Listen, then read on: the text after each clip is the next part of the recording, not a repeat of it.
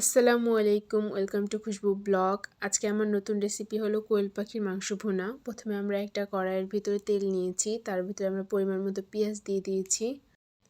এরপরে দারচিনি, এলাচ আর তেজপাতা দিয়ে দেব।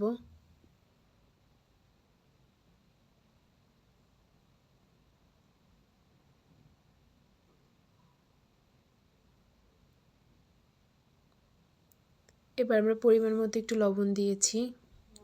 আর পেঁয়াজটা একটু ভাজা ভাজা হয়ে গেলে আমরা এর ভিতরে আদা রসুন বাটা দিয়ে দেব।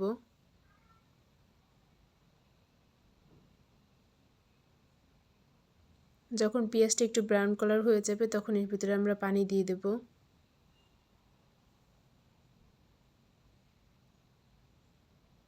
এখন আমরা এর ভিতরে 1 চামচ হলুদ গুঁড়া, 1 চামচ মরিচের গুঁড়া দেব।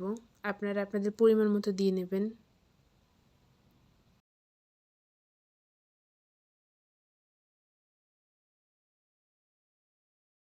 মশলাটা কষানো হয়ে গেলে আমরা এর ভিতরে আগে থেকে ভেজে রাখা কোয়েল পাখির মাংসগুলো দিয়ে দেব। মাংসগুলো দেওয়ার পর ভালোভাবে মশলাগুলোর সাথে মিশিয়ে নিতে হবে।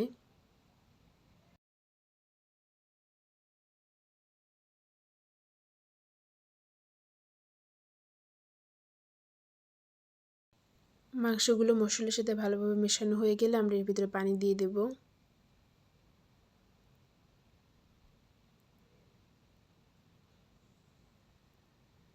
পানি দেওয়ার পর ভালোভাবে নেড়ে চেড়ে আমরা এর ভিতরে একটা ঢাকনা দিয়ে ঢেকে দেব। কিছুক্ষণ পর ঢাকনা উঠিয়ে দেখতে হবে মাংসগুলো ভালোভাবে সিদ্ধ হয়েছে কিনা। মাংস সিদ্ধ হয়ে গেলে আমরা এর ভিতরে 1 চামচ জিরা গুঁড়া দিয়ে দেব। আমাদের মাংস রান্না শেষ। আপনাদের যদি ভিডিওটি ভালো লেগে থাকে তাহলে অবশ্যই কমেন্ট করে জানাবেন। আল্লাহ হাফেজ।